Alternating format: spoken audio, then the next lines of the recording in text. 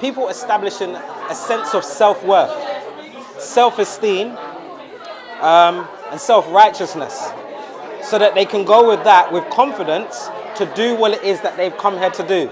When I do one-to-one mentoring and I'm with my youth club, I remind them, what did you come here for? I mean the world. What's your purpose?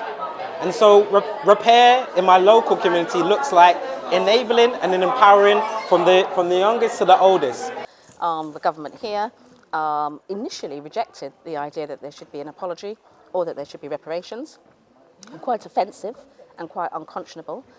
Nevertheless, we've now seen that they too have signed the declaration, so let's hope those conversations will begin. Well, there's two avenues.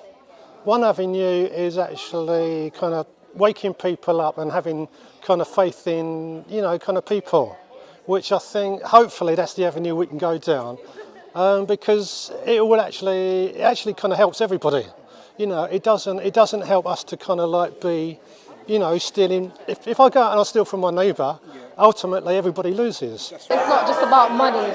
It's about how the legacy of, transatlantic slavery, how it affected the Caribbean, the Americas, and then being in Britain, how it's affected systematically people of colour, and how there's a lot of dismantling that needs to be done from a systematic level. So reparations for us, and I was delighted in the forum this morning that we heard that there is no one definition of reparations, because in the work that we've done, we hear different voices and perspectives coming from Africa and from the Caribbean, and then when we think about the Pacific and things, and also Sub-Asia, when we talk about blackbirding, which is all part of our reparatory conversation, we find that people are using the same word to say different things. Looking for justice, and it's the collaboration and the connectivity of people that is going to make this happen. It's not going to happen in isolation. We have to come together in whichever way we can and fight the injustices. One of the key things that's going on at the moment is it's a massive conversation. And I think one of the things that's getting lost, as folks talked about, is what the grassroots conversations are happening. So I'm back in my community having conversations about like that real thing of peoples to peoples reparations. What does that mean? What does that look like? And yet we've got states, we've got kings getting involved, and all of that is I would say, it's a very dangerous time for the reparatory justice struggle in the UK. Lots of potential, but also lots of danger that it could go in the wrong direction. It means a lot because it shows me that my people are ready to unite and do something together. You know what I mean, which empowers us all.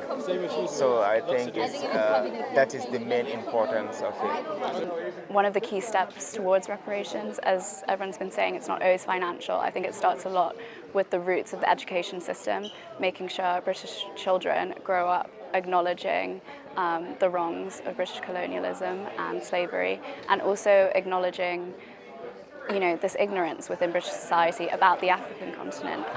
As someone who's lived in Tanzania and Lesotho as a young child, coming to this country and getting asked questions about, did you eat seeds, did you live in huts, those kind of questions should not be okay in the 21st century coming from children. So I think that's a huge step that we need to take forward in terms of educating British children and having that representation and an acknowledgement of the past. Education is preparation for reparations.